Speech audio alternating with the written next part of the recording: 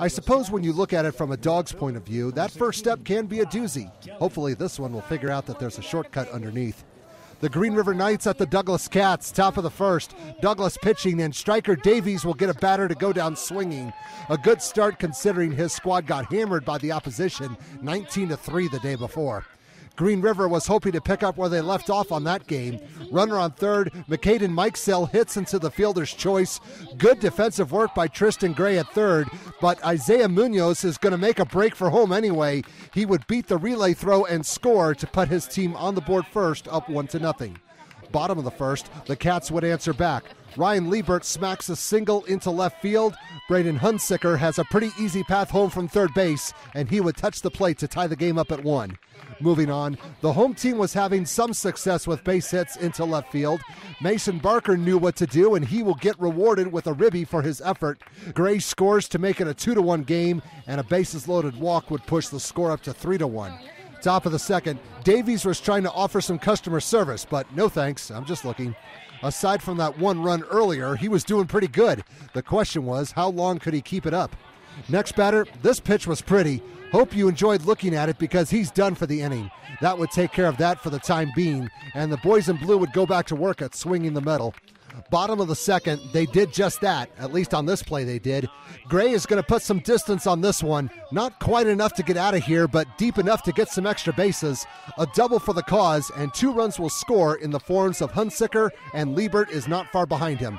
Douglas was dealing with a 5-1 advantage at this point in the game. Top of the third, the Knights would get their act together. Isaiah Munoz, and this is trouble. The center fielder is trying to get a bead on the ball, but it is not coming back. A 2-run shot, which also scores Tyler Bendetti on the play. That would close the gap, and now it's a 5-3 score. Same inning, and the visitors realized that if they hit the ball deep, it might produce some results. Andrew Munoz wound up with a single after the left fielder could not make the catch on the run. Blake Jelinas can head to the plate at his own pace, and his squad is only down 5-4. Top of the fourth, new pitcher for Douglas. Barker would claim a victim. This has been a pretty good game so far, and we saw a little bit of everything, and there was more to come. Bottom of the fourth, the Cats would return the favor. Liebert is going back. Isaiah Munoz hit one out of here earlier. Now he had to watch one go over his head. Not his fault, though. A solo home run would open up a little breathing room on the scoreboard. It's 6-4. Later, the home team was pouncing on their chances. Barker's going to help his own cause by going the other way for a single.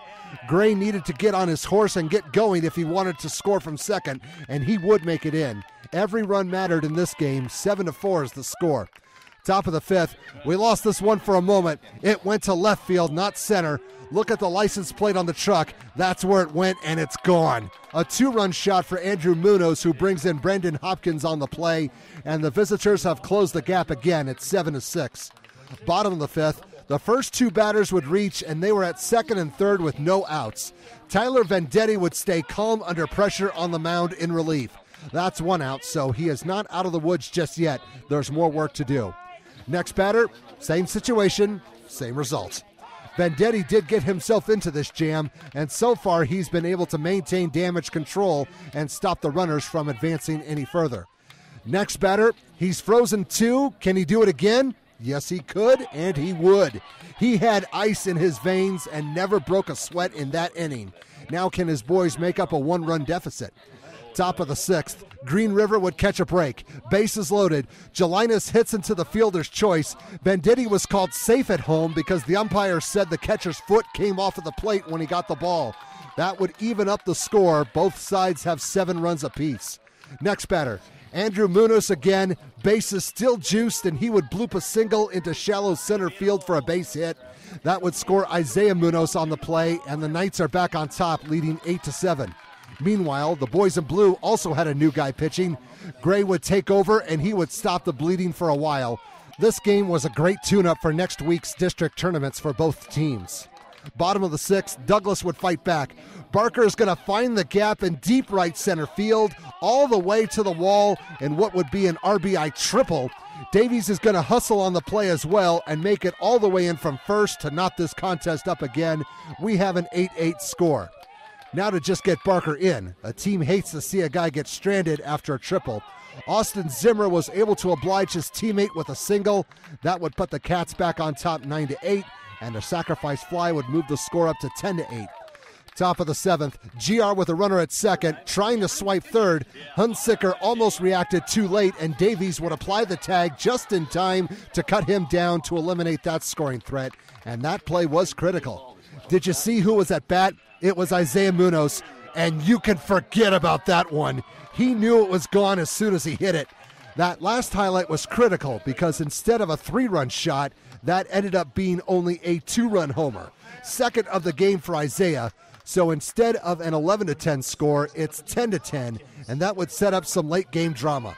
Bottom of the 7th, runner at second for the boys in blue. Barker bounces a single off of the pitcher's mound and into center field for a base hit, and then watch this. Oops. Gray has the green light to go home, and that's your ball game. It was a great contest between the first-place teams in the Southwest and Northeast divisions, and in the end, Douglas would walk off with the win, 11-10.